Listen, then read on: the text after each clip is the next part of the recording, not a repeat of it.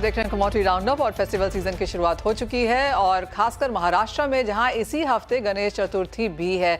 इसके मद्देनजर महाराष्ट्र बाकी के भारत में किस तरह की मांग बनती हुई नजर आ रही है, हमसे बात करेंगे वामन हरिपेठे के पार्टनर आशीष पेठे।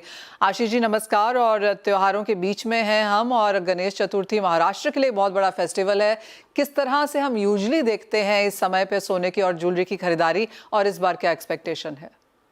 Good morning Manisha ji. महाराष्ट्र में गणपति से फेस्टिवल सीजन पूरा शुरू हो जाता है और जैसे कहते हैं इट्स बेल वेदर फॉर आने वाला सीजन कैसा जाएगा उसका साइन रहता है। पिछले 5-6 सालों से हम लोग देख रहे थे कि पहले जो 25-50 साल पहले गणपति में जो शॉपिंग होता था जोर शोर से वो पिछले 4-5 सालों में कम हो गया था। लेकिन इस बार I think the purchasing has come back in Ganpati. लोग जोर शोर से खरीदारी कर रहे हैं। आई थिंक ये प्राइस का इफेक्ट भी हो सकता है, लेकिन लोग गणपति के लिए गणेश का अलंकार ले रहे हैं, घर की जो लक्ष्मी होती है उसके लिए भी अलंकार ले रहे हैं। So the season has started really well, ऐसा मेरा मानना है। ओके, आज 4-5 साल अच्छे नहीं गए जैसे आपने कहा। अगर उसकी एवरेज में इस साल का एक कंपैरिजन भी करें तो आपको क्या लगता है, क्या परसेंटेज इंक्रीज देखने को मिलेगा Ashish ji? Interiors compare to interiors metro या दोनों में थोड़ा अलग अलग फीडबैक मुझे आ रहा है। टीयर 2 टीयर 3 में थोड़ा बेटर रिस्पांस है देन मेट्रोज। लेकिन ओवरऑल अगर हम देखने जाएगा तो I would say it is upwards of 50%।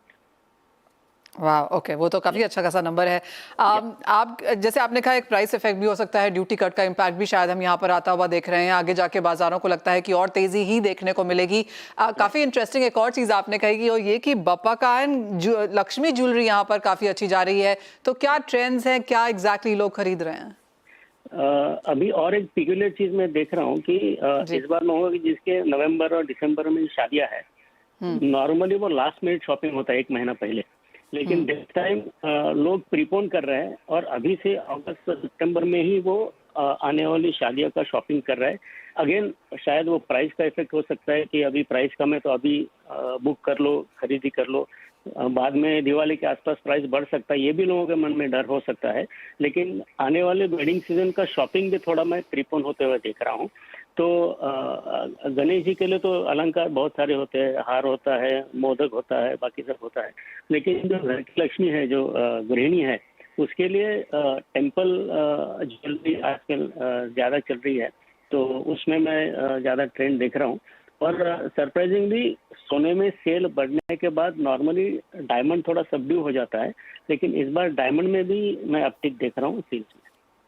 Alright, तो चाहे वो गोल्ड है, डायमंड है, खरीदारी यहाँ पर अच्छी खासी है। आशीष जी आपने कहा लोग सोने के मोदक खरीद रहे हैं? यस, बप्पा को ऑफर करते हैं सोने की दुर्वा, मोदक, गले का हार, मुकुट। तो इट इज लाइक एक्सप्रेसिंग उनका अपना लव, जो प्यार है बप्पा के लिए, वो ऑफर करते हैं। और उस दिन सब फैमिलीज एक साथ मिलके बप्पा की पूजा करते हैं। तो फैमिली गेट टुगेदर होता है। तो उसके लिए जो घर की गृहिणी है, घर की लक्ष्मी है, वो भी सज धज के तैयार होती है और उसके लिए ज्वेलरी की शॉपिंग होती है। एब्सोल्युटली। आशीष जी बहुत शुक्रिया साथ जुड़ने के लिए। तो क्लियरली अच्छी खासी खरीदारी यहाँ पर बनती हुई नजर आ रही है। और जैसे आशीष जी कह रहे थे कि पिछले 4-5 साल थोड़े स्लो थे, तो उनके मुकाबले एन एवरेज 50% ज्यादा खरीदारी इस बार देखने को मिली है। क्लियरली काफी नई नई चीजें खरीदी जा रही हैं। अजय जी आप महाराष्ट्र में हैं, हम भी महाराष्ट्र में हैं, सोने के मोदक खरीदेंगे क्या आप? देखिए, इंडिया सोना बाय नहीं करती है, हम बोलते हैं इंडिया गोल्ड कंज्यूम करती है। और हमने देखा भी, अगर हम गोल्ड मैन्स की अभी रिपोर्ट देखी, वो भी गो फॉर गोल्ड बता रहे हैं। और हमारे यहाँ पे रीजन चाहिए हमें सोना बाय करने का, या हम बोल सकते हैं कंज्यूम करने का। तो डेफिनेटली जिस ढंग से हमने ड्यूटी एडजस्टमेंट देखा था, वो एक बहुत ही बेहतरीन मौका था फिजिकल मार्केट में। उसी को देखते हुए आशीष जी ने बताया कि फिजिकल में एक चैलेंज बन चुकी है, क्योंकि जब भी सोने में तेजी आती है तभी लोगों का रुझान सोने में ज्यादा बढ़ता है, और वो हम देख भी रहे हैं। एब्सोल्युटली। तो यहाँ से अब सोने के प्राइसेस कैसे लगते हैं, क्योंकि ऑफ कोर्स ये महीना थोड़ा सा चॉपी होने वाला है। नॉन फार्म पेरोल डेटा है, यूएस फेड की मीटिंग है, आगे जाके ऑफ कोर्स बहुत दूर नहीं है जब हम यूएस इलेक्शंस की बात भी रोजाना करने लगेंगे। कैसे देखते हैं आप फिर सोने के प्राइसेस को इस साल के अंत तक? देखिए, मुझे लगता है कि सितंबर डेफिनेटली एक लैंडमार्क हम बोल सकते हैं मंथ रहेगा 2024 और 25 के लिए भी, क्योंकि इसमें 5-7 चीजें इंपॉर्टेंट है। पहला है, हम देख रहे हैं जियोपॉलिटिकल टेंशन अपनी चरम पे है। वहीं सबसे बड़ा लैंडमार्क डिसीजन रहेगा वो रेट कट का रहेगा। पिछले 1-1.5 साल से हम सुन रहे हैं कि रेट कट होगा, बट ये पहला मौका रहेगा। और हम अगर 2008 से कंपेयर करते हैं, तब हमने देखा था कि 2008 में भी जब रेट कट स्टार्ट हुआ था, तब सोना $650 से चलना चालू हुआ और अप्रैल 2011 तक 1920 की रैली दिखाई है। और साथ में मुझे लगता है कि 2 दिन पहले जो गोल्डमैन सैक्स की रिपोर्ट आई, वहां पे भी हम देख रहे हैं कि गो फॉर गोल्ड और $2700 अगले साल के लिए बताया जा रहा है। तो मुझे लगता है एक तो जो गोल्ड में रिसेंट फॉल आया है, ये फिजिकल डिमांड को भी इंप्रूव कर रही है, इन्वेस्टमेंट डिमांड को भी इंप्रूव कर रही है, और बाकी जो एनवायरमेंट है वो भी गोल्ड को सपोर्ट कर रहा है। नो डाउट अगस्त मंथ की बड़ी तेजी के बाद मार्केट थोड़ा सा कंसोलिडेट कर रहा है। तो मुझे लगता है कि अभी 1-2 दिन मार्केट 71,000 से 72,000 के रेंज में ही चलेगा। बट कुल मिला के मुझे लगता है कि 71-200 एक अच्छा मौका है लेने के लिए 70,500 के स्टॉप लॉस से।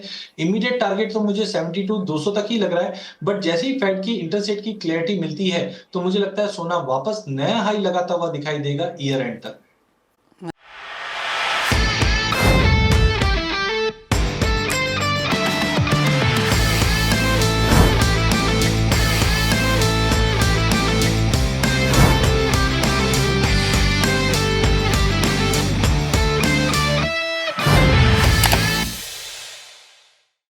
बता दें कि मनी कंट्रोल पर दिए गए विचार एक्सपर्ट्स के अपने निजी विचार होते हैं। वेबसाइट या मैनेजमेंट इसके लिए उत्तरदायी नहीं है। यूजर्स को मनी कंट्रोल की सलाह है कि कोई भी निवेश निर्णय लेने से पहले सर्टिफाइड एक्सपर्ट की सलाह लें।